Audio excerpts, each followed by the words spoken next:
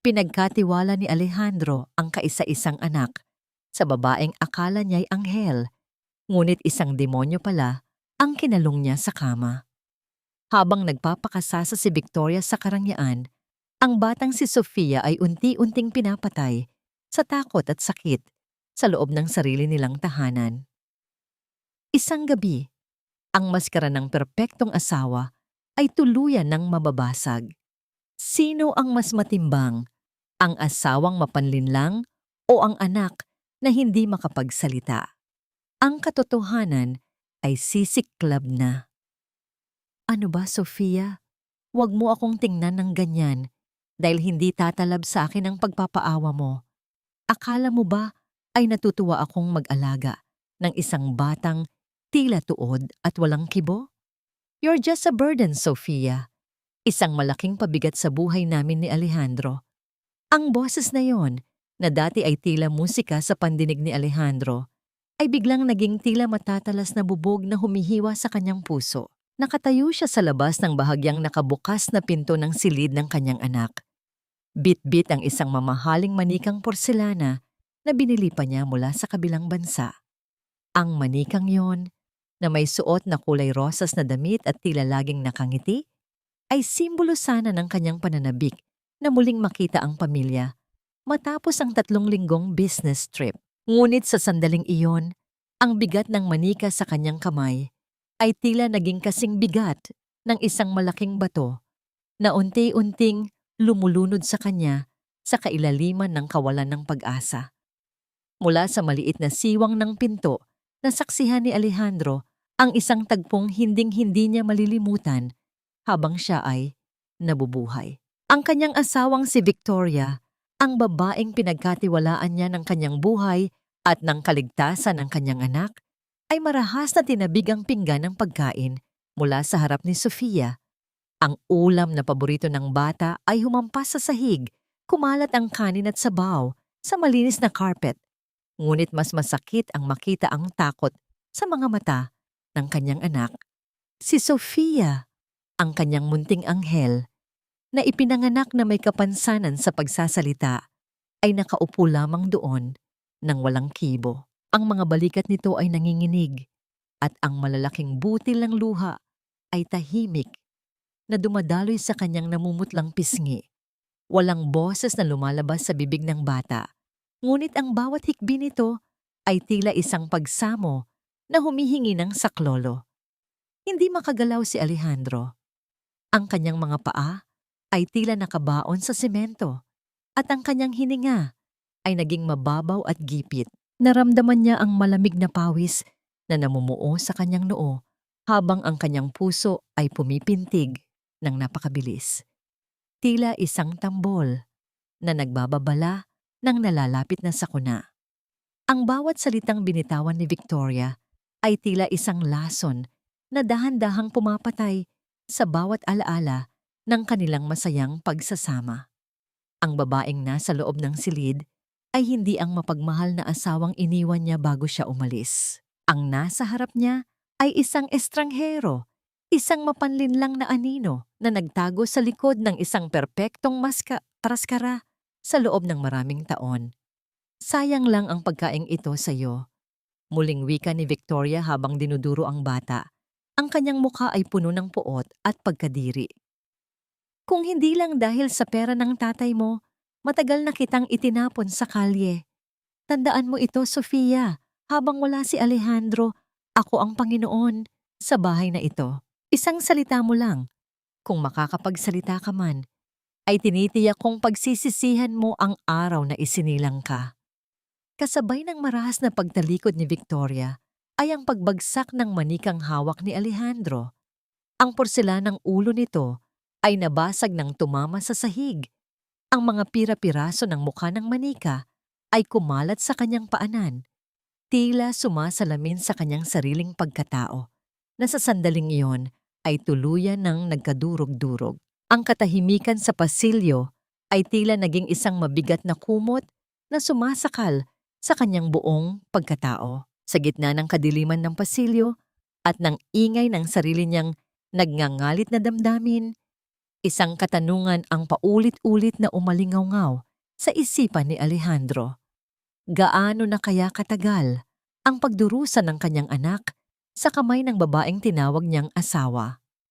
Tumalikod siya ng dahan-dahan, hindi dahil sa takot na harapin si Victoria, kundi dahil sa matinding hiya at panunumbat sa sarili na hinayaan niyang maging bulag sa harap ng katotohanan. Nanatili siyang nakatayo sa dulo ng hagdanan, mag-isa at wasak, habang ang anino ng pagtataksil ay unting lumalamon sa liwanag ng kanyang tahanan.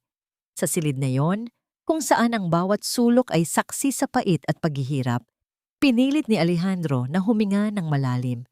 Ang bawat hangin na pumasok sa kanyang mga baga ay tila may kasamang lason. Isang paalala na ang tahanang itinayo niya sa pundasyon ng pagmamahal ay isa palang bilangguan para sa kanyang anak. Pinulot niya ang mga piraso ng basag na manika. Ang matatalim na dulo ng porselana ay humihiwa sa kanyang palad. Ngunit hindi niya naramdaman ang sakit ng katawan. Mas matindi ang hapdi ng sugat sa kanyang kaluluwa.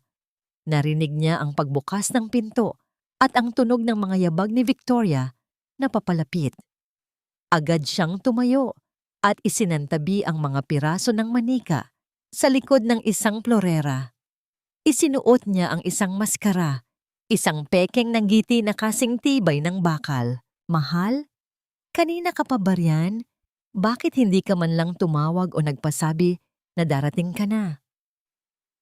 Ang boses ni Victoria ay puno ng tamis, tila isang anghel na walang malay sa krimeng kakagawa lang. Lumapit ito kay Alejandro at akmang hahalik sa pisngi, ngunit bahagyang lumingon ang lalaki, sapat na para hindi magtagpo ang kanilang mga labi. Gusto sana kitang isurpresa, Victoria. Ngunit tila ako ang nasurpresa sa katahimikan ng bahay na ito. Ang bawat salita ni Alejandro ay may kalakip na dobleng kahulugan, isang babalang hindi nakuha ng babae. Dumating ang oras ng hapunan. Ang mesa ay puno ng masasarap na pagkain, isang mainit na sinigang na hipon at pritong isda. Ngunit para kay Alejandro, ang amoy ng pagkain ay tila amoy ng pagkabulok. Nakaupo si Sofia sa kanyang tabi, nakayuko, at nilalaro lamang ang kanin sa kanyang pinggan. Napansin ni Alejandro ang suot ng anak, isang mahabang manggas na damit sa gitna ng init ng panahon. Alam mo ba, Alejandro, sobrang pagod ko ngayong araw. Pagsisimula ni Victoria habang maingat na naglalagay ng sabaw sa kanyang mangkok. Hirap na hirap akong pakainin si Sofia kanina. Minsan ay naiisip ko, kung hindi lang dahil sa pagmamahal ko sa iyo at sa batang ito, baka sumuko na ako. Isang malaking sakripisyo ang mag-alaga ng batang hindi mo man nang makausap, di ba? I've given up so much for this family, mahal. Ang paggamit ni Victoria sa konsepto ng utang na loob ay tila isang sampal kay Alejandro. Gusto niyang sumigaw, gusto niyang itapon ang mesa sa harap ng asawa, ngunit nanatiling kalmado ang kanyang mukha. Salamat sa sakripisyo mo, Victoria. Tiyak na may kaukulang kabayaran ang lahat ng ginagawa mo para sa amin. Dahan-dahang hinawakan ni Alejandro ang kamay ni Sofia. Ramdam niya ang bahagyang panginginig ng maliit na kamay ng bata. Sa pag-aakalang walang nakakakita, marahang itinaas ni Alejandro ang manggas ng damit ng anak. Doon, sa maputi at malambot na balat ni Sofia, napansin niya ang ilang bahid na kulay ube at asul, mga bakas na tila may matagal nang pinagdadaanan ng bata. Sa sandaling iyon, ang huling hibla ng pasensya ni Alejandro ay tila mapuputol na.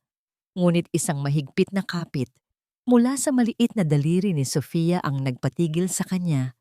Ang bata ay tumitig sa kanyang mga mata, isang tahimik na pagsamo na nagsasabing, "Huwag muna ngayon, Papa. Takot ako." Pagkatapos ng hapunan, nagtungo si Alejandro sa kusina. Nakita niya si Nanay Lita, ang matandang katulong na halos 10 taon na sa kanilang serbisyo. Nakayuko ang matanda habang naguhugas ng pinggan. Ang kanyang mga balikat ay tila may mabigat na pasanin. "Nanay Lita, Kumusta po ang pag-aalaga ni Victoria kay Sofia kapag wala ako? Mahinang tanong ni Alejandro. Ang tunog ng nabitawang baso na tumama sa lababo ay bumasag sa katahimikan. Nanginginig ang mga kamay ng matanda habang mabilis na pinupunasan ang mga natapon. Mamabuti naman po, Sir Alejandro. Napakabait po ni Ma'am Victoria. Ang boses nito ay nanginginig at ang mga mata ay hindi makatingin ng diretso sa kanya. May takot na nakaukit sa bawat kulubot ng mukha ng matanda. Isang takot na tila nakakandado sa kanyang mga labi. Hindi na nagpilit si Alejandro, ngunit alam na niya ang sagot. Ang takot ni Nanay Lita ay ang kumpirmasyong kailangan niya. Bago matapos ang gabi, habang mahimbing na ang tulog ni Victoria, naglakad si Alejandro sa kanilang silid-aklatan. Napansin niyang ang dulo ng carpet sa ilalim ng kanyang mesa ay bahagyang nakaangat. Sa pag-aakalang baka may naiwan lang doon, itinaas niya ang carpet at nakakita ng isang nakatiklop na sobre.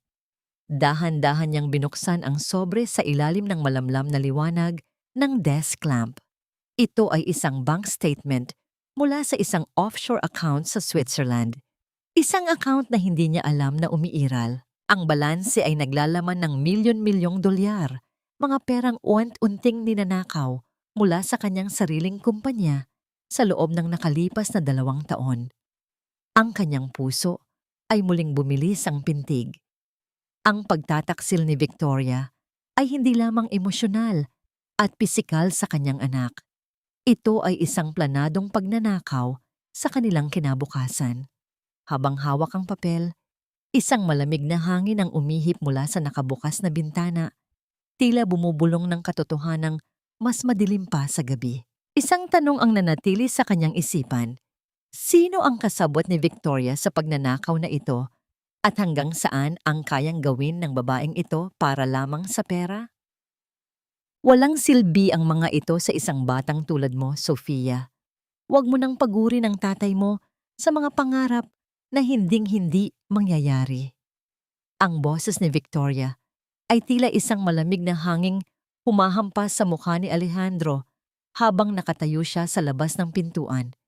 Nakita niya sa siwang kung paano itinapon ni Victoria ang isang set ng mga makukulay na flashcards sa basurahan, mga kagamitang binili ni Alejandro sa pag-asang matutulungan ng anak na makabuo ng kahit simpleng salita. Ang mga baraha na may mga larawan ng mansanas, aso, at bahay ay tila mga pira-piraso ng pag-asang tinatapon sa limot. Ngunit nang pumasok si Alejandro sa silid, mabilis na nagbago ang anyo ni Victoria. "Oh, mahal, pinagliligpit ko lang ang mga gamit ni Sofia. Alam mo naman, gusto kong laging maayos ang paligid niya para hindi siya mahirapan." Wika ng babae habang may matamis na ngiti. Ngunit ang kanyang mga mata ay nanatiling malamig at mapanuri. Naupo si Alejandro sa tabi ng kanyang anak sa ibabaw ng malambot na kama. Sa bawat sandaling tinititigan niya ang mukha ni Sofia, tila bumabalik ang alaala ng kanyang yumaong asawang si Maria. Tandang-tanda pa niya ang huling haplos ng kamay ni Maria sa kanyang pisngi, ang mahinang bulong na nagmamakaawang protektahan at mahalin ang kanilang munting anghel. Ang pangakong yon ay tila isang mabigat na kadena sa kanyang leeg sa tuwing nakikita niya ang takot sa mga mata ng anak. "Sofia, anak, tumingin ka kay Papa," malambing na wika ni Alejandro. Kinuha niya ang isang flashcard mula sa sahig, ang card na may titik P at larawan ng isang ama na karga ang kanyang anak. Iniharap niya ito sa bata, umaasang makakakita ng kahit kaunting liwanag sa mga mata nito. Ngunit nanatiling nakapako ang tingin ni Sofia sa pintuan ng silid. Sa bawat sandaling tinititigan niya ang anak, tila bumabalik ang imahe ng kanyang yumaong asawang si Maria. Tandang-tanda pa ni Alejandro ang gabi kung kailan dinala siya ni Maria sa tabing dagat, habang mahina na ang katawan nito dahil sa karamdaman. "Alejandro, huwag mong hahayaang mawalan ng boses ang ating anak. Ikaw ang magsisilbing lakas niya kapag wala na ako." Ang huling habilin ni Maria na tila isang sumpang paulit-ulit na humahampas sa kanyang konsensya. Ang pangakong yon ay tila isang mabigat na kadena sa kanyang leeg sa tuwing nakikita niya ang takot sa mga mata ng anak. Isang mabigat na tunog ng mga takong na humahampas sa sahig ang narinig mula sa pasilyo. Dumaan si Victoria sa tapat ng silid, hindi tumitingin sa loob. Ngunit ang kanyang presensya ay tila isang malamig na anino na nagpatahimik sa buong paligid. Nakita ni Alejandro ang biglang pagpiit ng mga labi ni Sofia at ang pag-atras ng bata patungo sa sulok ng kama. Ang takot na ito ay hindi normal. Ito ay isang takot na nabaon na sa kailaliman ng pagkatao ng bata. Nang makaalis si Victoria, lumabas si Alejandro at nagtungo sa kanyang opisina. Binuksan niya ang kanyang laptop para tingnan ang mga recording ng CCTV sa loob ng bahay. Habang sinusuri niya ang mga footage noong mga araw na wala siya, napansin niya ang isang nakababahalang pattern. Ang mga kamera sa loob ng silid ni Sofia at sa kusina ay laging namamatay sa loob ng 2 oras tuwing hapon, ang eksaktong oras kung kailan binibigyan ni Victoria ang bata ng merienda. Ang screen ay nagpapakita lamang ng kadiliman, isang kawalan ng imahe na tila sinasadyang itago ang isang katotohanang hindi kayang sikmurain ng sinuman. Bumalik siya sa silid ni Sofia nang makitang nakatulog na ang bata sa sobrang pagod. Sa tabi ng unan nito ay may isang maliit na sketchbook. Dahan-dahan itong binuksan ni Alejandro. Ang kanyang puso ay tila tumigil sa pagtibok sa kanyang nakita. Hindi ito mga guhit ng bulaklak o bahay na karaniwang ginagawa ng mga bata. Sa gitna ng puting papel, iginuhit ni Sofia ang isang malaking itim na anino na may mahahabang daliri at sa kamay nito ay may hawak na. Ang matalim na gunting na yon ay nakatutok sa labi ng isang maliit na batang babae na walang mukha. Si Sofia. Ang itim na anino ay may malalaking mata na tila nagmamasid sa bawat galaw ng bata. At sa gilid ng papel ay may mga patak ng pulang krayola. Tila sumisimbolo sa dugong dumadaloy mula sa isang sugat na hindi nakikita. Naramdaman ni Alejandro ang panlalamig ng kanyang mga daliri habang hinahawakan ng sketchbook. Ang bawat guhit ay isang sigaw na hindi kailanman narinig, isang piping pagsamo na nagmumula sa kailaliman ng takot ng kanyang anak. Dahan-dahan niyang ibinalik ang sketchbook sa tabi ng unan ni Sofia at hinalikan ang noo ng bata. "Patawad anak," bulong niya sa kadiliman. Ang kanyang boses ay basag dahil sa nagbabadyang luha. "Pangako, hindi na muling lalapit ang aninong yan sa'yo." Lumabas si Alejandro sa silid at naglakad patungo sa master bedroom. Habang mahimbing ang tulog ni Victoria, naging mapangahas ang kanyang mga kamay. Binuksan niya ang cabinet sa tabi ng kama kung saan laging itinatago ni Victoria ang kanyang mga personal na gamit. Sa likod ng mga mamahaling pabango at kolorete, nakakita siya ng isang maliit na lalagyan ng gamot. Wala itong etiketa, ngunit sa loob ay may mga maliliit na tabletang kulay asul na hindi pamilyar sa kanya. Naalala niya ang madalas na pagiging matulungin ni Victoria sa pagbibigay ng merienda kay Sofia. Ito kaya ang dahilan kung bakit laging matulog at matamlay ang bata sa hapon.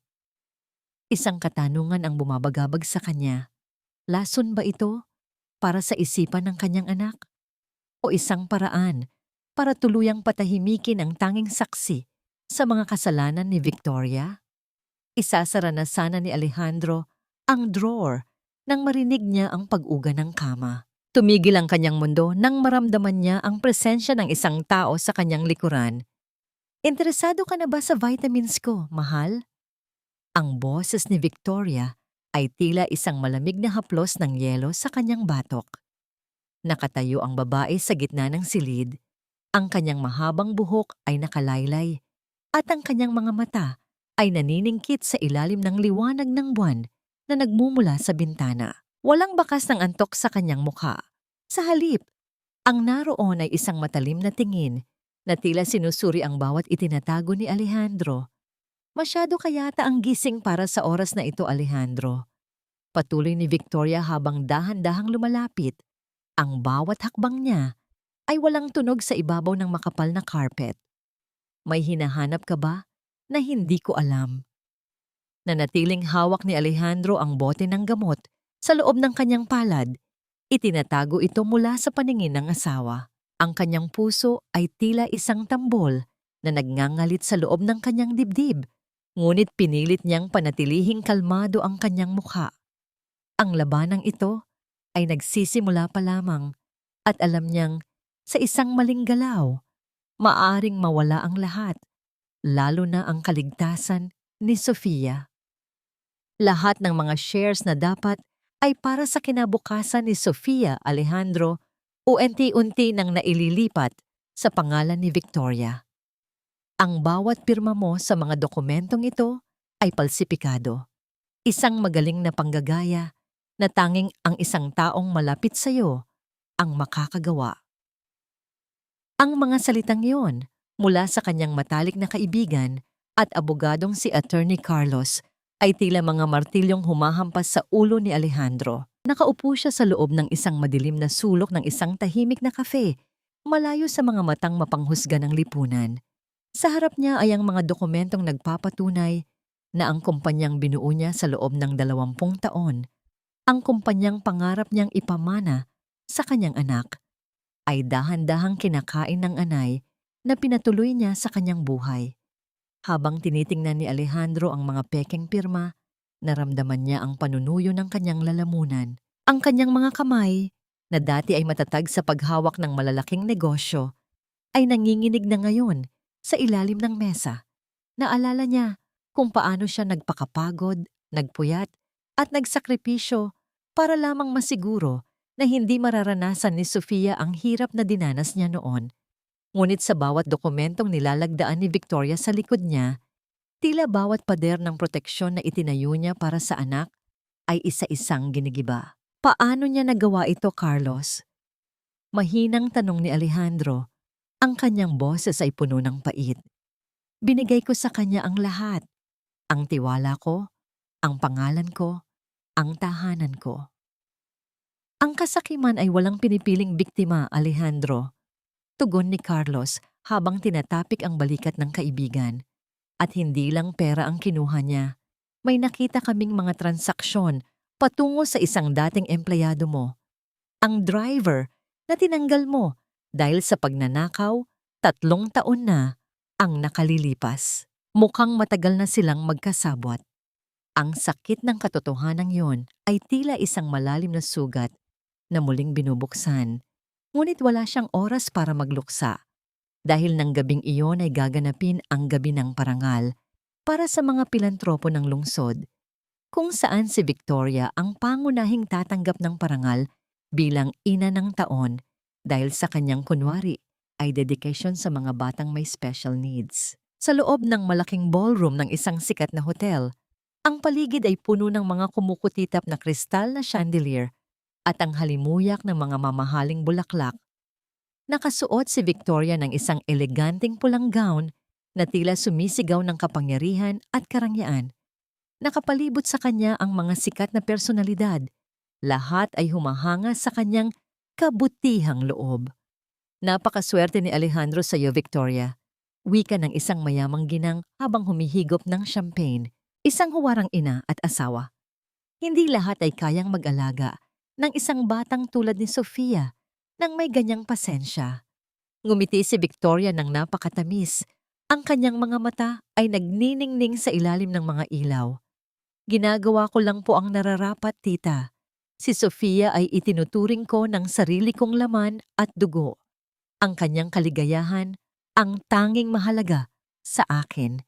Napanood ni Alejandro ang eksenang yon mula sa malayo. Ang kanyang dibdib ay tila sasabog sa galit habang naririnig ang bawat kasinungalingang lumalabas sa bibig ng asawa.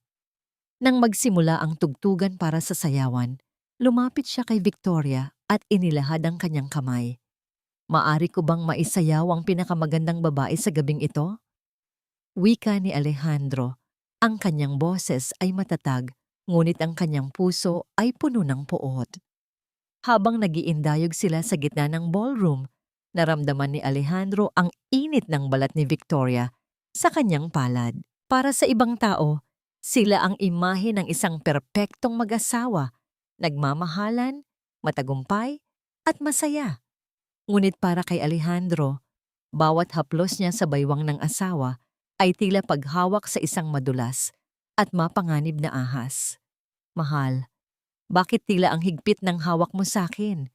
Bulong ni Victoria habang nakangiti pa rin sa mga taong nakapaligid sa kanila.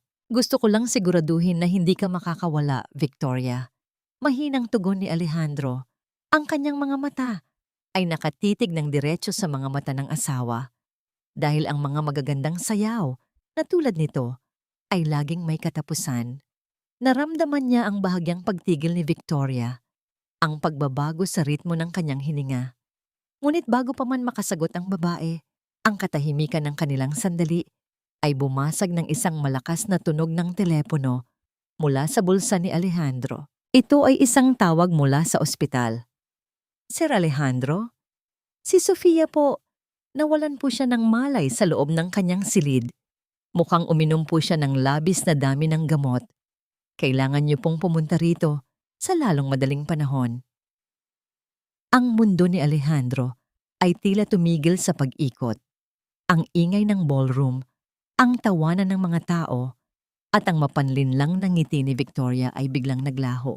Ang tanging natira ay ang malamig na katotohanan na ang kanyang anak ay nasa bingit ng kamatayan dahil sa kasamaang pinatuloy niya sa loob ng kanilang tahanan. Napatingin si Alejandro kay Victoria na ngayon ay nagkukunwaring nag-aalala rin. Anong nangyari, mahal? Bakit ganyan ang hitsura mo? Tanong ni Victoria, ngunit nakita ni Alejandro ang isang mabilis at malupit na kislap ng tagumpay sa kaibuturan ng mga mata nito. Sino ang tunay na nagbigay ng gamot kay Sofia habang sila ay nasa labas? At hanggang saan ang kayang isakripisyo ni Victoria para lamang makuha ang lahat ng pag-aari ni Alejandro? Kritikal ang lagay ng anak niyo, Sir Alejandro. Isang milagro na lamang ang maaari nating asahan sa mga susunod na oras. Ang mga salitang yon mula sa doktor ay tila isang malupit na hatol ng kamatayan na bumasag sa huling pag-asa ni Alejandro. Nakatayo siya sa gitna ng malamig at maputing pasilyo ng ospital kung saan ang amoy ng gamot at antiseptiko ay tila sumasakal sa kanyang bawat hininga. Ang bawat tibok ng kanyang puso ay tila isang mabigat na padyak sa tuyot na lupa, puno ng takot na baka sa bawat sandali ay huminto na ang maliit na pusong ipinaglalaban niya. Sa isang sulok, narinig niya ang boses ni Victoria, hindi mahina, kundi matinis at puno ng mapanlinlang na galit. Kasalanan mo ito, Lita. Isang trabaho lang ang binigay ko sa'yo, ang bantayan ng bata habang wala kami. Pero hinayaan mo siyang makuha ang mga gamot ko. Pababayaan mo ang bata para lamang mag-cellphone. Wala kang silbi. Nakita ni Alejandro kung paano nanginig sa takot si Nanay Lita habang nakayuko sa harap ng galit na si Victoria. Ang matanda ay walang masabi. Ang mga luha nito ay mabilis na dumadaloy habang yakap-yakap ang sariling braso. Alam ni Alejandro ang katotohanan, ngunit ang makita ang kawalang hiyaan ni Victoria na isisi ang sariling kasamaan sa isang inosenteng matanda ay nagpapakulo sa kanyang dugo. Tama na, Victoria. Ang sigaw ni Alejandro ay tila isang kulog na nagpatahimik sa buong paligid.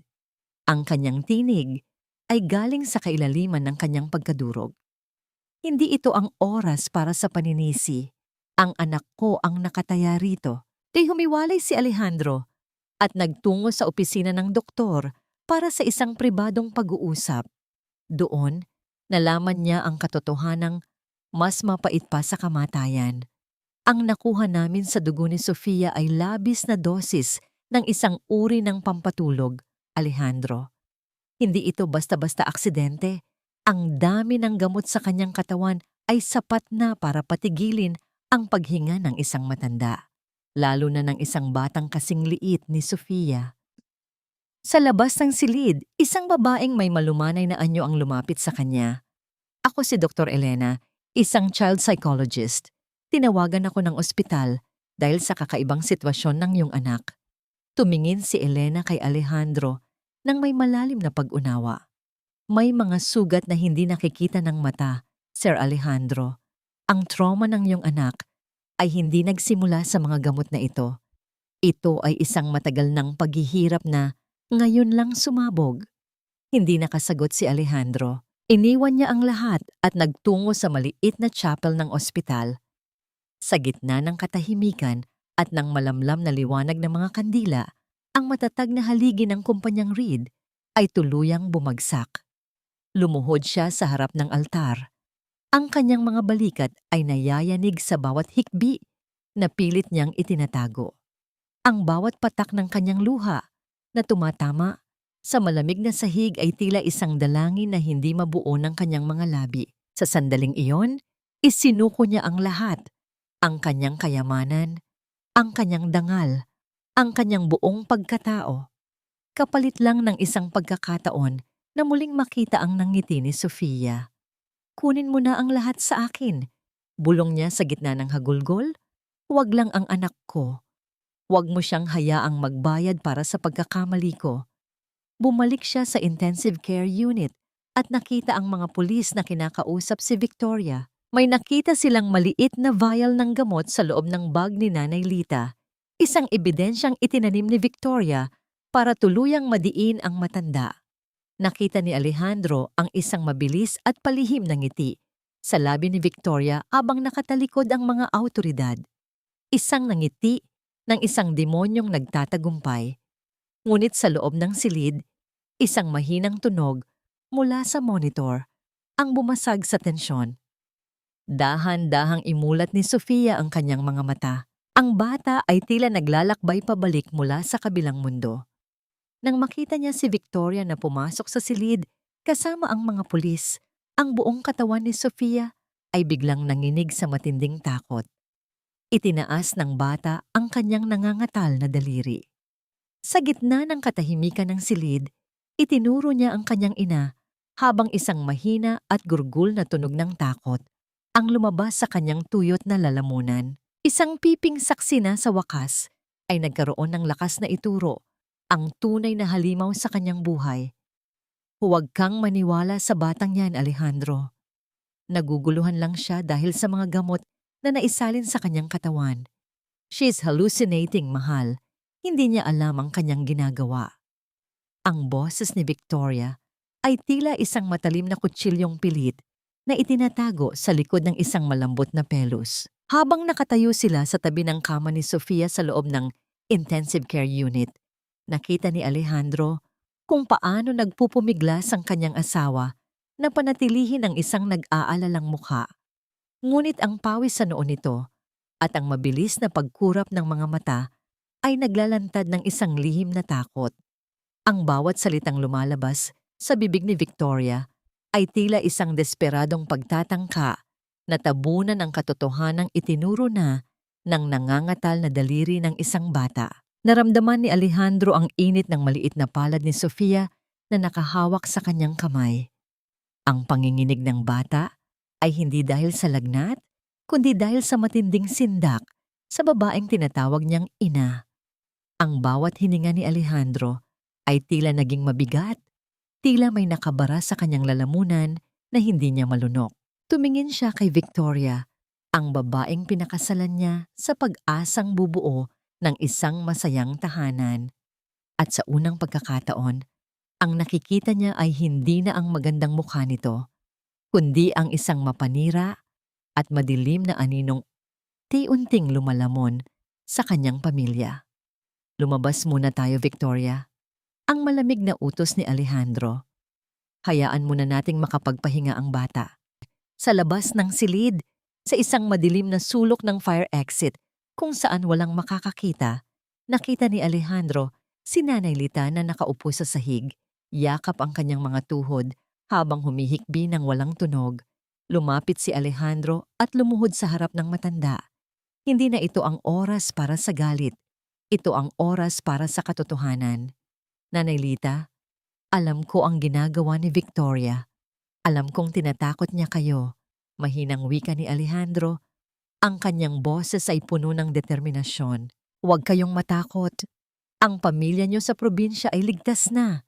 Pinadalan ko na ng mga tauhan ang inyong tahanan doon para bantayan sila. Wala nang magagawa si Victoria sa kanila. Ang mga salitang iyon ay tila isang susi na nagbukas sa isang matagal ng nakakandado na pinto. Ang matandang katulong ay biglang napahagulhol at bumagsak sa kanyang mga tuhod sa harap ni Alejandro. Ang tunog ng kanyang pag-iyak ay tila isang pagsabog ng lahat ng pait at takot na kinimkim niya sa loob ng maraming taon. Patawarin niyo ako, Sir Alejandro. Patawarin niyo ako kung naging duwag ako. Ang pagsamo ni Nanay Lita habang hinahawakan ang mga paa ng lalaki. Hindi lang po si Sofia ang biktima niya. Noong mamatay si Ma'am Maria, noong gabi ng aksidente sa sasakyan. Nakita ko po si Ma'am Victoria sa garahe. May ginawa po siya sa preno ng sasakyan. Akala ko po ay nagkakamali lang ako. Pero binalaan niya ako na kung magsasalita ako, isusunod niya ang aking mga apo. Ang mundo ni Alejandro ay tila tuluyang gumuho. Ang kamatayan ni Maria, ang babaeng pinakamahal niya, ay hindi pala isang aksidente. Ito ay isang planadong pagpatay. Naramdaman ni Alejandro ang isang matinding galit na tila apoy na dahan-dahang sumusunog sa kanyang buong pagkatao. Ang kanyang mga kamao ay nagngangalit sa pagnanais na maningil, ngunit alam niyang kailangan niyang maging matalino. Ang kalaban niya ay hindi lamang isang babae, kundi isang demonyong bihasa sa pagtatago. Nang gabing iyon, habang nananatili si Victoria sa ospital para magkunwaring nagbabantay, bumalik si Alejandro sa mansyon. Sa bawat sulok ng bahay, sa kusina, sa sala, at lalo na sa loob ng silid ni Victoria, ay naglagay siya ng mga maliliit na lens ng kamera na tila mga mata ng agila na handang magmatsyag sa dilim. Ang bawat koneksyon ay maingat niyang inayos sa kanyang telepono, isang lihim na network na maglalantad sa bawat galaw ng asawa. Bago siya umalis sa silid ni Victoria, muli niyang tiningnan ng drawer kung saan nakatago ang mga misteryosong gamot. Kumuha siya ng isang tableta para ipasuri sa laboratorio, ngunit sa kanyang pagmamadali ay bahagyang nausog ang isang maliit na lalagyan ng alahas. Doon, sa ilalim ng mga makikinang na hiyas, ay nakita niya ang isang lumang cellphone, isang modelong hindi na ginagamit ngunit pamilyar sa kanya. Ito ang nawawalang cellphone ni Maria. Ang teleponong dapat ay kasamang nawasak sa aksidente, ngunit narito, nakatago sa ilalim ng mga nakaw na kayamanan ni Victoria. Kinabukasan, habang pabalik si Victoria sa mansyon mula sa ospital, agad itong nagtungo sa kanyang silid. Ang kanyang mukha ay puno ng tensyon, ang kanyang mga mata ay tila laging naghahanap ng banta. Agad niyang binuksan ang drawer at inilabas ang lalagyan ng kanyang mga gamot. Dahan-dahan niyang binilang ang mga maliliit na tabletang kulay asul. 1, 2, 3. Huminto ang kanyang kamay. Ang kanyang hininga ay biglang naging gipit at ang kanyang mga mata ay nanlaki sa gulat. May kulang na isa. Mabilis na lumingon si Victoria sa paligid. Ang kanyang puso ay tila isang tambol na nagbababala ng panganib. Alam niyang may pumasok sa kanyang silid. Alam niyang ang katahimikan ni Alejandro ay hindi na isang tanda ng pagtitiwala, kundi isang bitag na dahan-dahang nagsasara sa kanyang paligid. Ang bawat hakbang ni Victoria sa makintab na sahig ng mansyon ay tila isang marahang sayaw ng isang mandaragit. Sa kabila ng kaba dahil sa nawawalang tableta, pinilit niyang isuot ang kanyang pinakamagandang sutla na pantulog, isang manipis at kulay gatas na kasuotan na tila nagbibigay sa kanya ng anyo ng isang inosenteng anghel. Ngunit sa ilalim ng telang iyon, ang kanyang puso ay tila isang mailap na hayop na naghahanap ng paraan kung paano muling susuyuin ang lalaking unti-unti nang lumalayo sa kanyang piling. Sa silidaklatan, natagpuan niya si Alejandro na nakatitig sa mga papeles sa kanyang mesa. Ang tanging liwanag ay nagmumula sa isang maliit na lampara na naglalagay ng mahahabang anino sa paligid ng silid. Mahal, masyado ka nang nagpapapagod. Malambing na wika ni Victoria habang dahan-dahang lumalapit sa likuran ng asawa. Ipinatong niya ang kanyang mga kamay sa balikat ni Alejandro at sinimulan itong hilutin ng may banayad na haplos. I missed you. Parang nitong mga nakaraang araw laging malayo ang iniisip mo. Is it about Sofia? Don't worry, she is in good hands with the doctors. Naramdaman ni Alejandro ang init ng mga kamay ni Victoria. Isang init na dati ay nagpapakalma sa kanya, ngunit ngayon ay tila nagpapangilo sa kanyang mga kalamnan. Pinilit niyang huwag gumalaw, huwag magpakita ng kahit anong senyales ng pagkasuklam. Inaayos ko lang ang kinabukasan natin, Victoria. Tugon ni Alejandro. Ang kanyang boses ay tila isang malamig na aagos ng tubig sa ilalim ng lupa. I just signed the documents for a new trust fund. Inilipat ko ang malaking bahagi ng aking mga personal na ari-arian at shares sa kumpanya para sa pangalan ni Sofia. Gusto kong matiyak na kahit anong mangyari, walang sino man ang makakakuha ng para sa kanya. Saglit na napatigil ang paghilot ng mga kamay ni Victoria. Ang kanyang mga daliri ay tila nanigas sa ibabaw ng balikat ni Alejandro. Isang mabilis na pagngangalit ang dumaan sa kanyang mga mata, ngunit agad din itong napalitan ng isang mapanlinlang na ngiti. That's great, mahal. Napakabuti mong ama. Pero paano naman ang ating mga plano? The expansion in Singapore? May mga bagay na mas mahalaga kaysa sa negosyo, Victoria. Ang katarungan halimbawa. Lumingon si Alejandro at tinitigan ng diretso ang asawa. Tumayo si Alejandro at dahan-dahang hinaplos ang buhok ni Victoria. Ang kanyang mga daliri ay gumagapang sa bawat hibla ng itim na buhok nito, tila isang manghahabi na tinitingnan ang mga buhol sa kanyang gawa. Sa paningin ng sino mang makakakita, ito ay isang langman na sandali. Ngunit sa loob ni Alejandro, ang bawat haplos ay isang panunumpa. Isang panunumpa na ang bawat hiblang ito ay magsisilbing tali na hihila kay Victoria patungo sa kanyang kapahamakan.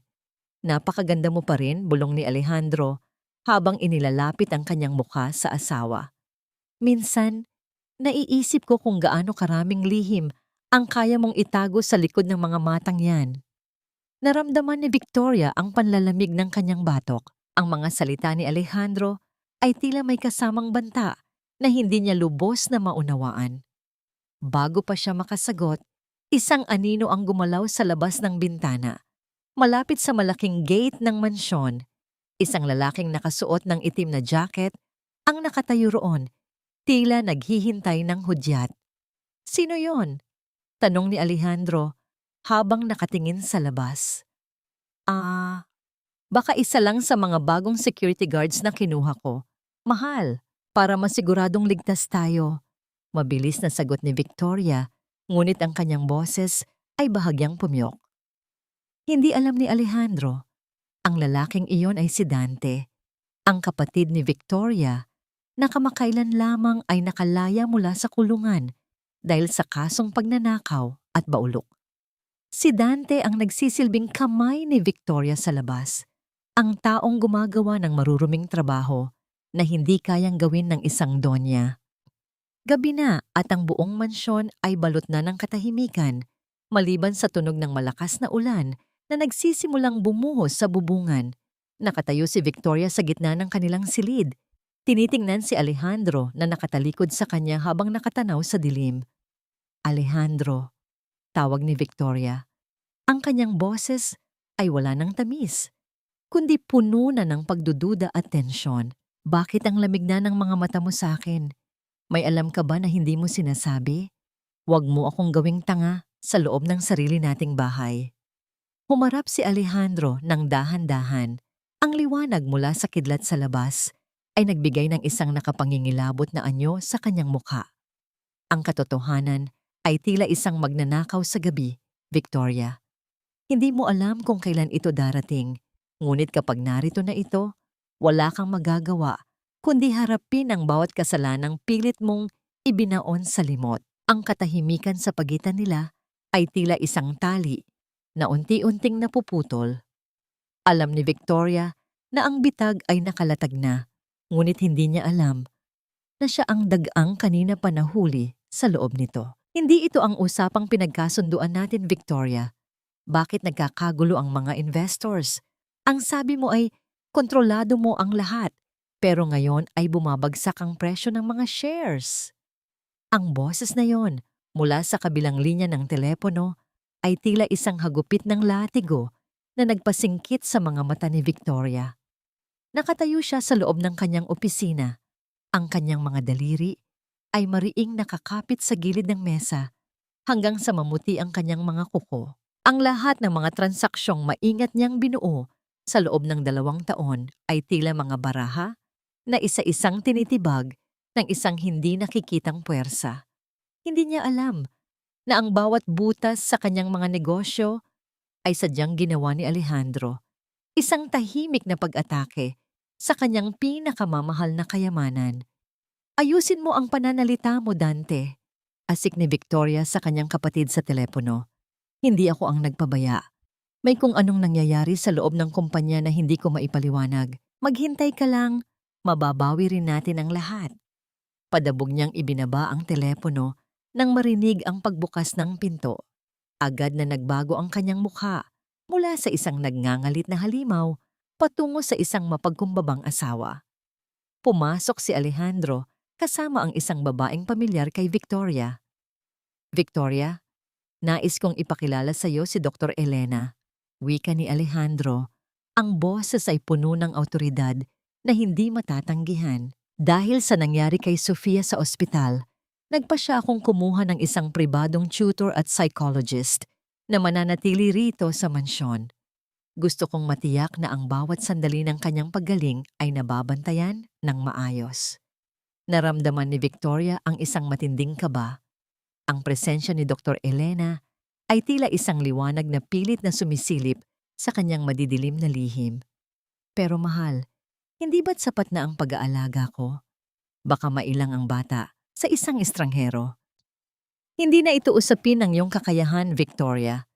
Ito ay para sa ikabubuti ng aking anak. Ang malamig na tugon ni Alejandro ay tila isang pader na hindi kayang tibagin ng anumang pakiusap. Sa mga sumunod na araw, ang mansyon ay naging isang tahimik na battlefield. Sa tuwing sinusubukan ni Victoria na lapitan si Sofia, laging naroon si Dr. Elena. Tila isang bantay na hindi umaalis sa tabi ng bata. Ang bawat kilos ni Victoria ay pinagmamasdan, ang bawat salita ay sinusuri. Isang gabi, habang malakas ang buhos ng ulan at ang tunog ng tubig na humahampas sa mga bintana ay tila mga piping saksi sa nagbabadyang gulo, sumabog ang galit ni Victoria. Kagagaling lang niya sa isang tawag kung saan nalaman niyang tuluyan ng na-freeze ang isa sa kanyang mga lihim na accounts. Pagpasok niya sa silid ni Sofia, nakita niya ang bata na tahimik na naglalaro ng mga blocks. Ikaw! Sigaw ni Victoria habang marahas na tinabig ang mga blocks ni Sofia. Dahil sa'yo kaya ako nagkakaganito. Kung hindi ka lang sana ipinanganak, kung hindi ka lang naging pabigat, sana ay hawak ko na ang lahat. Akma niyang sasampalin ng bata nang biglang bumukas ang pinto. Nakatayo roon si Dr. Elena, hawak ang isang maliit na tablet. Walang imik ang doktora, ngunit ang kanyang mga mata ay puno ng paghatol. Mabilis na ibinaba ni Victoria ang kanyang kamay at nagkunwaring inaayos ang buhok ng bata. Inaayos ko lang ang kanyang mga laruan, Doktora. Kagatlabing wika ni Victoria bago mabilis na lumabas ng silid. Sa sandaling iyon, lumapit si Dr. Elena kay Sofia at marahang niliyag ang bata. Ang pagyakap ni Sofia kay Dr. Elena ay tila isang pagkapit sa huling pag-asa. Ito ang unang pagkakataon na naramdaman ng bata na may isang taong handang tumayo sa pagitan niya at ng halimaw na nagpapahirap sa kanya. Ang katahimikan ni Sofia ay napalitan ng isang mahinang hikbi, hindi ng takot, kundi ng kaginhawaan. Samantala, sa kanyang opisina, suot ni Alejandro ang kanyang headphones habang pinakikinggan ang audio recording mula sa hidden camera sa silid ni Victoria. Narinig niya ang boses ni Victoria na kausap si Dante sa isang madilim na sulok ng mansyon. "Hindi na ako makapaghintay, Dante." Ang boses ni Victoria sa recording ay tila galing sa ilalim ng lupa. Masyado nang nagiging mapangahas si Alejandro. Kailangan na nating itapon si Sofia sa isang malayong institusyon sa probinsya, iyong lugar na walang makakahanap sa kanya. Sabihin na lang natin na kailangan niya ng special care. Kapag wala na ang bata, mas madali na nating makokontrol ang emosyon ni Alejandro. Kapag sapat na ang kanyang pighati dahil sa pagkawala ng anak niya, pipilitin ko siyang ilipat ang lahat ng natitirang ari-arian sa pangalan ko bago ko siya tuluyang iwan sa kangkungan. He will be too broken to fight back, Dante. Naramdaman ni Alejandro ang panlalamig ng kanyang buong katawan. Isang uri ng ginaw na hindi kayang lunasan ng kahit anong kumot. Ang bawat salita ni Victoria ay tila isang matalim na aspiling itinutusok sa kanyang pandinig. Dahan-dahang pinapatay ang huling bahagi ng kanyang puso na dati ay naniwala sa pag-ibig ng babaeng ito. Ang plano ni Victoria ay hindi lamang pagnanakaw. Ito ay isang maselan at malupit na pag-atake sa pinakamahinang bahagi ng kanyang pagkatao, ang kanyang pagmamahal sa anak. Sa kabilang bahagi ng recording, narinig niya ang garalgal na boses ni Dante. "Sigurado ka ba rito, sis? Malaking gulo ito kapag nalaman ni Reed. At paano yung vault sa loob ng kwarto nyo? Nakuha mo na ba ang mga dokumentong kailangan natin bago tayo umalis?" "Huwag kang mainip, Dante," tugon ni Victoria, at narinig ni Alejandro ang tunog ng pag-ikot ng yelo sa loob ng baso ng alak. "Ang susi ng vault ay laging nasa akin. Itinago ko yon sa isang lugar na hinding-hindi niya aakalain. Bukas, pagkatapos ng merienda ni Sofia, isasagawa na natin ang plano. Siguraduhin mong handa na ang sasakyan sa likod ng hardin." Dahan-dahang hinubad ni Alejandro ang kanyang headphones. Ang katahimikan sa loob ng kanyang opisina ay tila naging isang mabigat na pasanin. Tumingin siya sa isang maliit na hair ribbon ni Sofia na naiwan sa ibabaw ng kanyang mesa. Isang kulay rosas na laso na simbolo ng lahat ng kawalang malay na pilit na niyuyurakan ni Victoria. Mariing napapikit si Alejandro at sa likod ng kanyang mga talukap ay muling sumagi ang imahe ng kanyang yumaong asawang si Maria. Tila naririnig niya ang bulong nito sa hangin. Nagpapaalala na ang oras ay mabilis na nauubos. Tumayo siya at lumapit sa bintana. Pinagmamasdan ang malakas na buhos ng ulan na tila mga luhang humahampas sa salamin. Alam niyang kailangan niyang kumilos ng mas mabilis kaysa sa kidlat. Ang bukas ay hindi na lamang isang panibagong araw. Ito ay ang araw ng huling paghuhukom. Isang matinding kaba ang biglang gumapang sa kanyang dibdib nang marinig niya ang dahan-dahang pag-ikot ng siradura ng pinto ng kanyang opisina. Hindi niya inaasahan ang sino man sa oras na ito, lalo na't madaling araw na. Ang pinto ay dahan-dahang bumukas at sa siwang nito ay sumilip ang isang pares ng mga matang puno ng pagdududa. Nakatayo roon si Victoria, suot ang kanyang puting sutla na pantulog, tila isang maputlang anino sa gitna ng kadiliman. Ang kanyang mga mata ay agad na dumapo sa laptop ni Alejandro at sa headphones na nakapatong sa mesa. "Gising ka pa pala, mahal?" Ang boses ni Victoria ay tila isang malamig na bulong na bumasag sa katahimikan. "Sino ang kausap mo sa ganitong oras?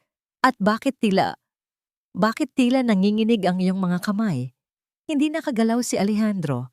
Ang laptop ay bukas pa rin at ang screen ay nagpapakita ng audio software na ginamit niya para pakinggan ang lihim na usapan. Isang maling galaw, isang maling tingin, at ang lahat ng kanyang pinaghirapang bitag ay tuluyan ng mawawasak.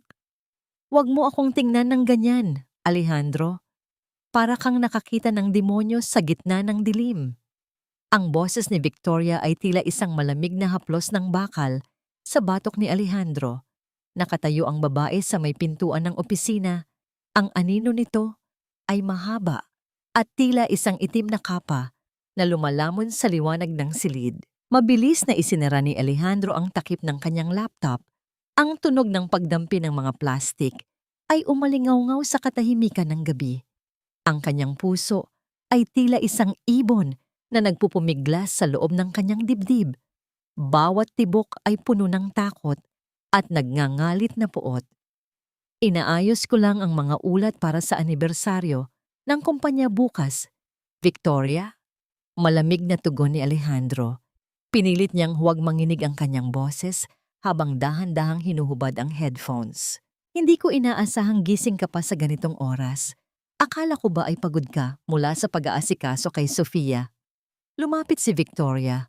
Ang halimuyak ng kanyang mamahaling pabango ay tila naging isang nakakasuffocate na amoy ng bulaklak sa burol para kay Alejandro. Ipinatong ng babae ang kanyang kamay sa balikat ng asawa.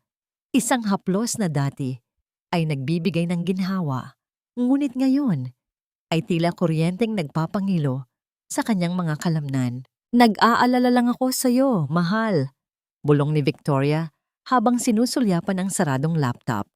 Masyado kang nagpapakapagod.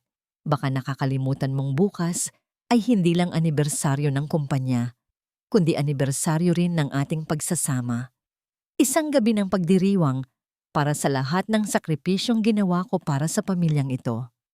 Naramdaman ni Alejandro ang panunuyo ng kanyang lalamunan. Ang bawat salitang sakripisyo na lumalabas sa bibig ni Victoria ay tila isang sampal sa alaala ng kanyang tunay na asawang si Maria.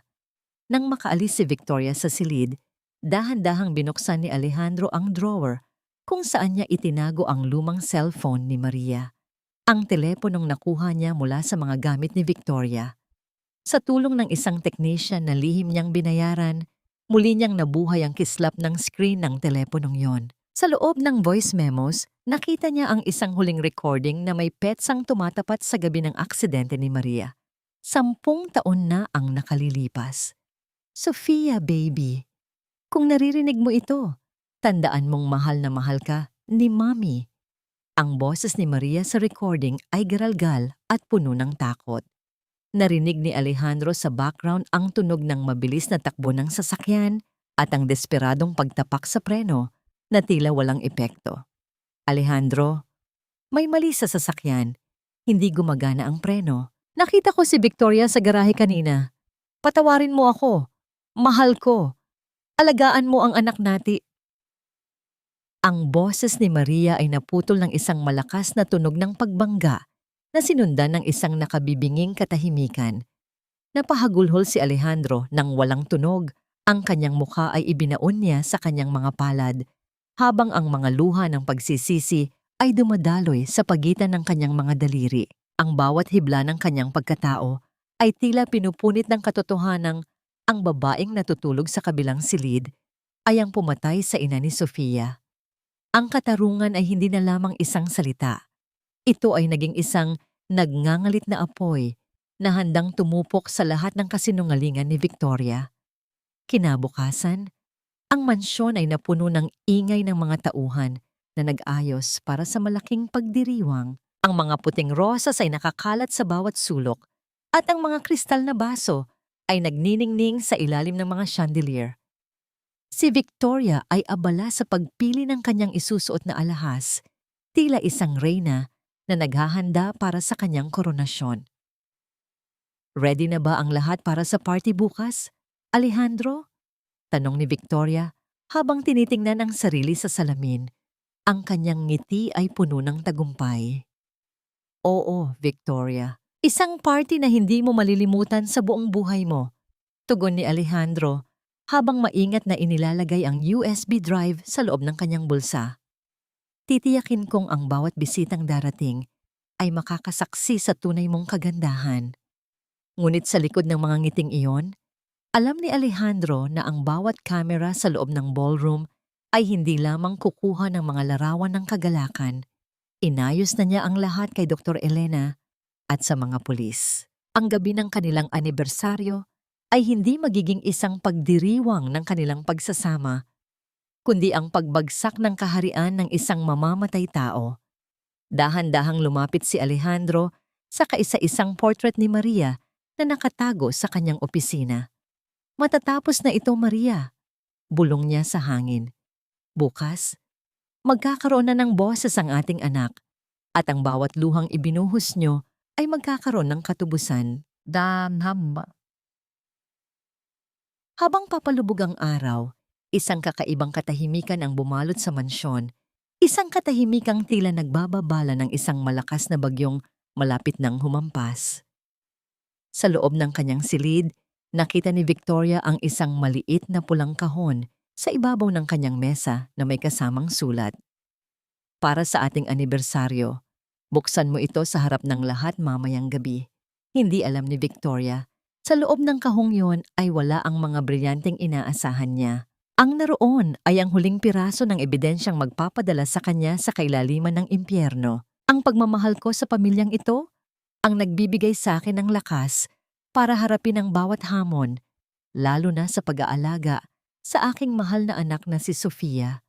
Ang pamilya ang tunay na kayamanan at hinding-hindi ko sila ipagpapalit sa kahit anong yaman sa mundo. Ang boses ni Victoria ay tila isang malambing na harana habang nagsasalita siya sa harap ng mikropono. Ang ballroom ng Mansyong Reed ay napupuno ng mga pinaka-impluwensyadong tao sa bansa, mga negosyante, politiko, at mga mamamahayag na abala sa pagkuha ng larawan. Nakasuot si Victoria ng isang gintong gown na kumikinang sa ilalim ng mga dambuhalang kristal na chandelier. Tila isang reyna na tinatanggap ang pagsamba ng kanyang mga nasasakupan. Sa bawat ngiti niya, tila isang perpektong larawan ng kabutihan ang kanyang ipinapakita. Ngunit para kay Alejandro, ang bawat salitang lumalabas sa bibig nito ay tila isang malupit na biro mula sa impyerno. Nakatayo si Alejandro sa gilid ng entablado.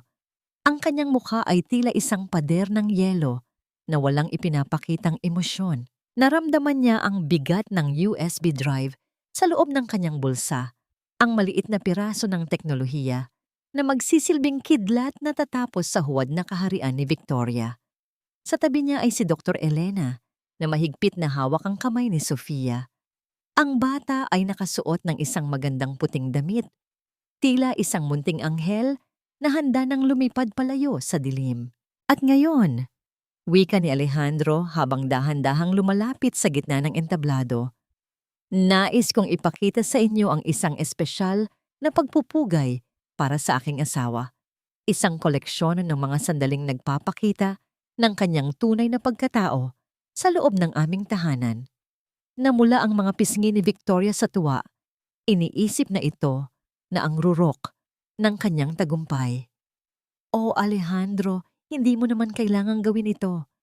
Pabebe niyang wika habang humahawak sa braso ng asawa. Ngunit nang mamatay ang mga ilaw sa ballroom at bumukas ang malaking screen sa likuran nila, ang katahimikan ay tila naging isang mabigat na kumot.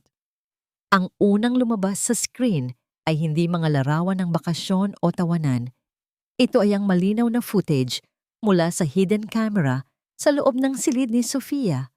Nakita ng lahat kung paano marahas na tinabig ni Victoria ang pagkain ng bata. Narinig ng buong ballroom ang matinis at malupit na boses ni Victoria habang tinatawag na pabigat at walang silbi ang isang batang kuyetat. Ang mga panauhin ay napasinghap, ang ilan ay nabitawan ang kanilang mga baso ng champagne na bumasag sa sahig, ngunit ang mas matinding pasabog ay kasunod pa lamang. Ang screen ay naging itim at isang garalgal na audio ang umalingaw-ngaw sa buong paligid. Ito ang huling voice memo ni Maria, ang unang asawa ni Alejandro. Alejandro, may mali sa sasakyan. Hindi gumagana ang preno. Nakita ko si Victoria sa garahe kanina. Patawarin mo ako, mahal ko. Sinundan ito ng tunog ng nagngangalit na gulong at ang nakabibinging tunog ng pagbangga. Ang ballroom ay napuno ng bulungan na tila mga bubuyog na nagngangalit. Ang mukha ni Victoria ay nawalan ng kulay. Tila naging isang estatwang gawa sa abo. Iitigil niyo yan! Kasinungalingan yan! Inimbento lang yan ni Alejandro. Sigaw ni Victoria. Ang kanyang boses ay puno na ng desperasyon at baulok. Ngunit sa gitna ng kaguluhan, isang himala ang nangyari. Binitawan ni Sofia ang kamay ni Dr. Elena at dahan-dahang naglakad patungo sa gitna ng entablado. Ang kanyang mga binti, na dati ay nanginginig sa takot, ay tila nagkaroon ng sariling lakas. Itinaas niya ang kanyang kamay at itinuro ang nanginginig na si Victoria. Sa unang pagkakataon sa loob ng maraming taon, bumukas ang mga labi ni Sofia. Hindi ito isang yak, hindi ito isang ungol. Alis, alis, demonyo, alis. Ang boses ng bata, bagamat garalgal at hirap, ay tila isang trumpeta ng katarungan na bumasag sa lahat ng kasinungalingan, na puno ng palakpakan at hiyawan ng ballroom, hindi para sa pagdiriwang, kundi para sa batang sa wakas ay nahanap ang kanyang boses. Biglang bumukas ang malaking pinto ng ballroom at pumasok ang mga unipormadong pulis. Nakita ni Victoria na wala na siyang takas. Sa isang huling desperadong hakbang, tinulak niya ang isang waiter at tumakbo patungo sa fire exit. Ang kanyang gintong gown ay tila isang basahan na lamang na sumasayad sa sahig. "Huli ka na, Victoria!" Sigaw ni Alejandro habang hinahabol ang asawa. Kasunod ang mga awtoridad.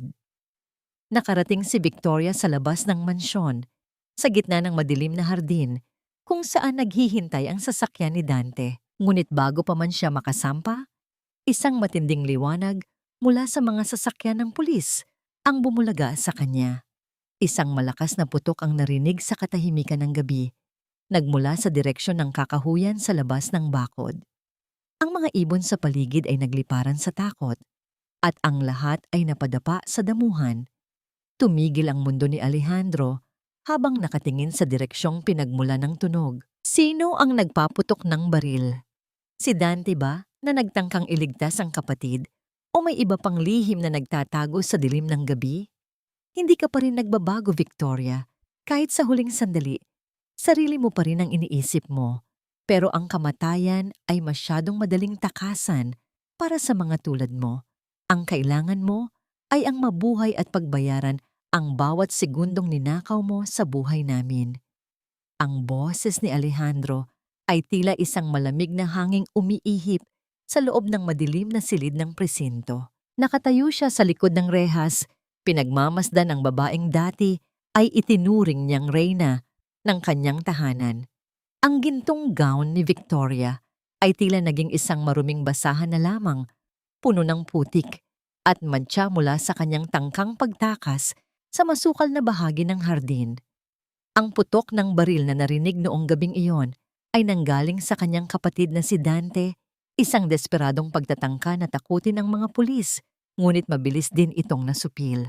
Si Victoria naman, sa kanyang huling pagtatangkang takasan ang kahihiyan, ay nagtangkang tumalon sa mabatong bahagi ng bangin sa likod ng mansyon, ngunit hindi siya hinayaan ng tadhana na mamatay.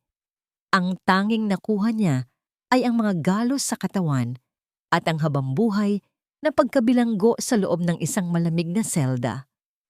"Alejandro, pakiusap, patawarin mo ako," hikbi ni Victoria habang nakasubsob sa kanyang mga palad.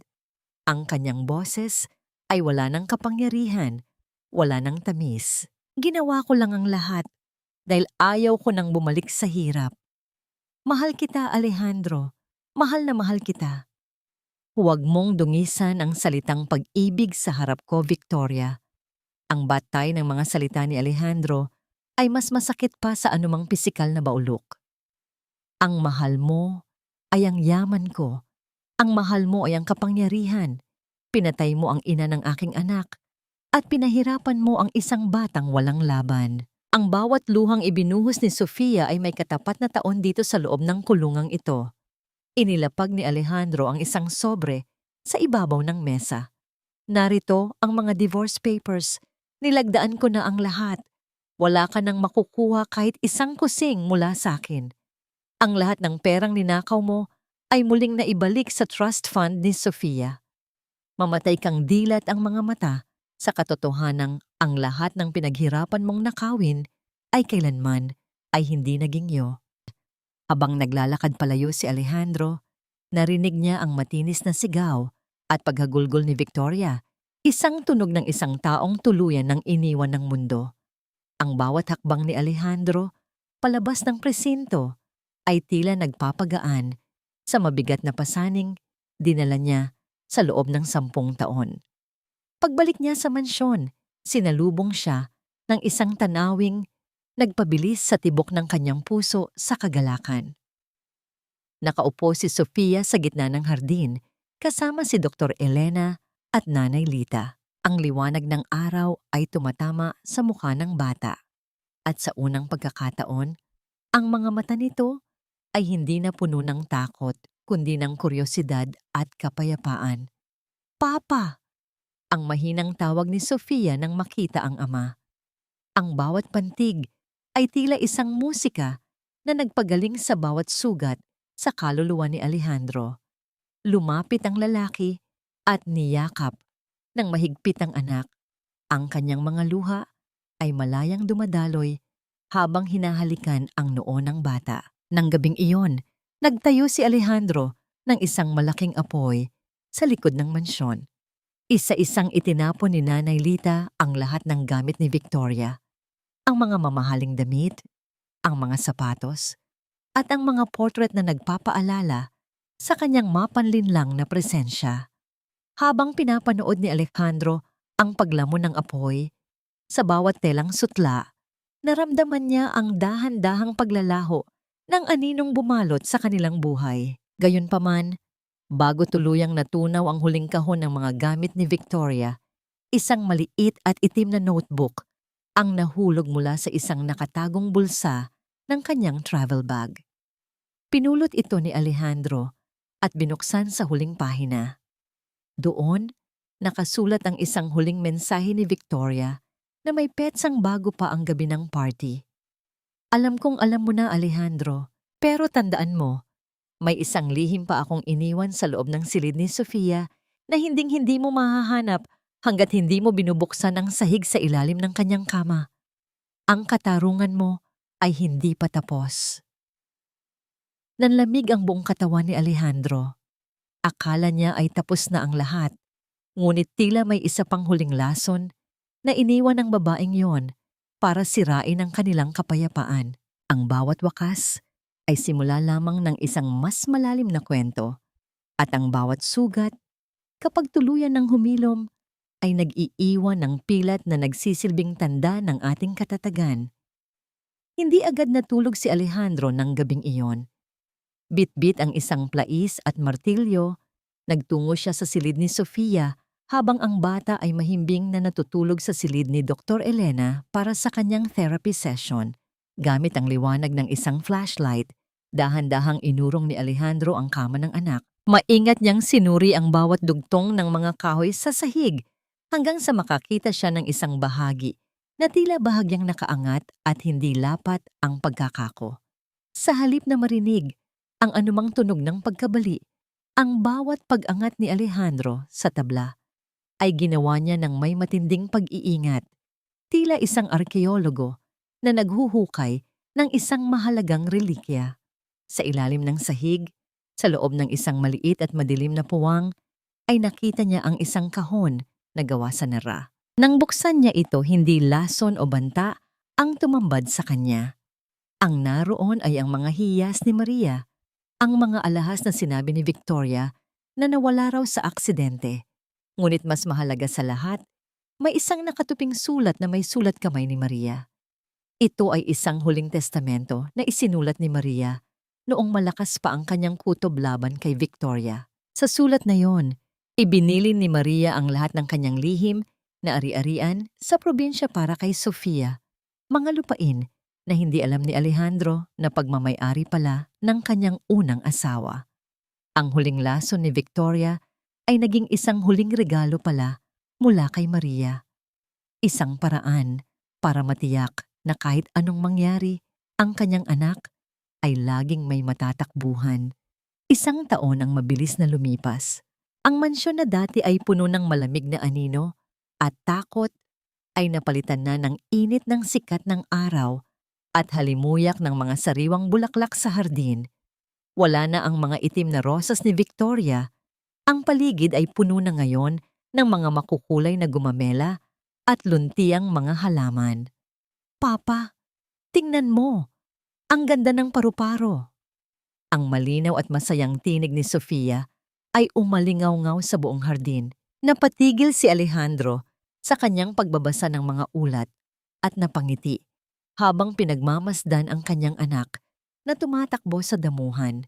Hindi na ito ang batang tila tuod at walang kibo. Si Sofia ngayon ay puno na ng buhay, nakikipaglaro sa kanilang bagong aso at masiglang nakikipag-usap, bagamat may kaunting pagkautal pa rin sa kanyang pananalita. Ang bawat salitang lumalabas sa kanyang bibig ay tila isang himala na hinding-hindi pagsasawaan ni Alejandro. Lumapit si Dr. Elena sa kanya. Bitbit ang isang tray ng mainit na tsa. Masyado ka na namang seryoso sa trabaho, Alejandro. Sabi ng anak mo, oras na para magpahinga. Wika ng doktora ng may banayad ng ngiti. Nagtagpo ang kanilang mga paningin at sa sandaling iyon, naramdaman ni Alejandro ang isang kakaibang pintig sa kanyang puso. Isang pintig na matagal na niyang akalang namatay na kasabay ni Maria.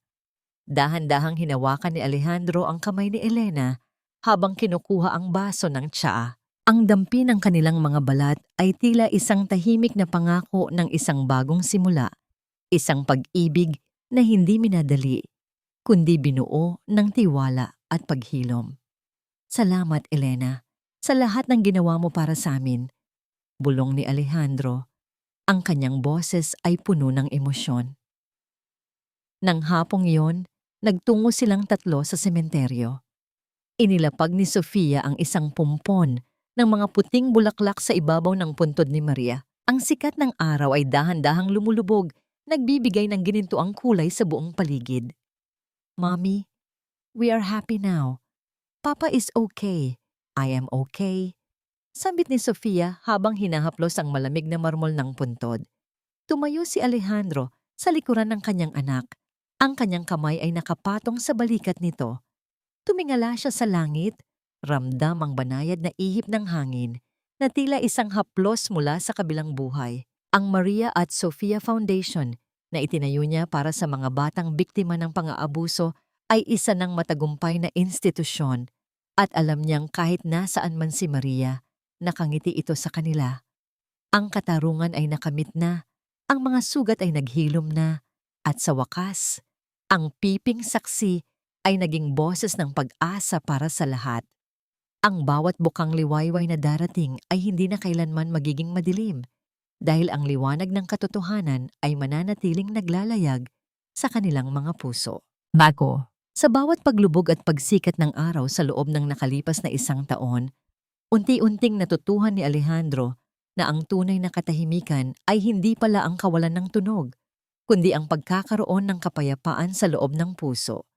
Ang mansyong Reed, na dati ay tila isang malaki at ginintuang kulungan na puno ng mga lihim at pait, ay isa na ngayong tahanang binubuhay ng halakhak at mga salitang dati ay inakala niyang hinding-hindi na niya maririnig. Nakatayo si Alejandro sa balkonahe ng kanyang opisina, pinagmamasdan ang malawak na hardin kung saan ang mga puno ng nara ay matatag na nakatayo sa ilalim ng asul na langit. Sa ibaba, nakikita niya si Sofia na masayang tinuturuan si Nanay Lita kung paano gumuhit ng mga makukulay na bahaghari. Wala na ang takot sa bawat galaw ng bata. Ang bawat guhit ng krayola sa papel ay tila isang deklarasyon ng kalayaan. Ang katarungang ipinaglaban ni Alejandro ay hindi lamang natatapos sa pagkakabilanggo ni Victoria o sa pagbawi ng mga nakaw na yaman. Ang tunay na katarungan ay ang makitang muling nagniningning ang mga mata ng kanyang anak. Sa kabilang dako ng lungsod, sa loob ng isang madilim at masikip na selda, ang tanging natitira kay Victoria ay ang kanyang mga alaala ng karangyaan na unti-unti na ring nilalamon ng limot. Walang bumibisita sa kanya, walang tumatawag. Ang bawat gabi niya ay puno ng mga anino ng kanyang mga kasalanan. Isang habambuhay na pagbabayad sa bawat buhay na sinira niya dahil sa kasakiman. Ang katarungan sa mundong ito ay may kanya-kanyang oras at para kay Victoria, ang orasan ay huminto na sa gitna ng kadiliman. Napabaling ang atensyon ni Alejandro nang maramdaman niya ang isang banayad na haplos sa kanyang balikat. Si Doktor Elena, ang babaeng hindi lamang nagbigay ng boses kay Sofia, kundi nagturo rin kay Alejandro kung paano muling magtiwala, ay nakatayo sa kanyang tabi. Iniisip mo na naman ba ang nakaraan, Alejandro? Malambing na tanong ni Elena. Ang kanyang boses ay tila isang mahinahong awit sa gitna ng hapon. Iniisip ko lang kung gaano ako kapalad, tugon ni Alejandro, habang dahan-dahang hinahawakan ang kamay ng doktora. Akala ko noon ay pera at kapangyarihan ang magliligtas sa amin. Pero ang pag-ibig at katotohanan pala ang tanging susi para tayo ay tunay na makalaya. Ang Maria at Sofia Foundation ay isa ng kanlungan para sa daan-daang mga bata na dumanas ng katulad na paghihirap ni Sofia. Ang bawat batang natutulungan nila ay tila isang pagpupugay sa alaala ni Maria, isang patunay na ang kabutihan ay laging may paraan para muling sumibol kahit sa pinakatuyot na lupa. Sa huling pagkakataon bago sila pumasok sa loob ng bahay para sa hapunan, tumingin si Alejandro sa portrait ng kanilang pamilya na nakasabit sa sala. Naroon ang larawan niya ni Sofia at ang espiritu ni Maria na tila laging nakabantay sa kanila. Wala nang puwang para sa puot, wala nang puwang para sa paghihiganti. Ang natitira na lamang ay ang pasasalamat sa bawat segundong magkakasama sila, sa bawat salitang binibigkas ni Sofia, at sa bawat bukas na hindi na kailanman magiging mapait. Ang piping saksi ay nahanap na ang kanyang tinig at ang amang nabulag ng tiwala ay nahanap na ang kanyang liwanag. Sa dulo ng mahabang paglalakbay na ito, ang pinakamahalagang aral na naiwan sa kanilang mga puso ay simple lamang. Ang pagpapatawad sa sarili, ang unang hakbang ng paghilom, at ang tunay na yaman ay ang pamilyang nananatiling buo sa gitna ng bawat unos. Sa dahan-dahang pagpikit ng mga mata ni Alejandro, habang pinakikinggan ang masayang pagkukwento ni Sofia sa loob ng hapagkainan, alam niyang sa wakas, ang kanilang kwento ay meron ng ganap at maligayang wakas.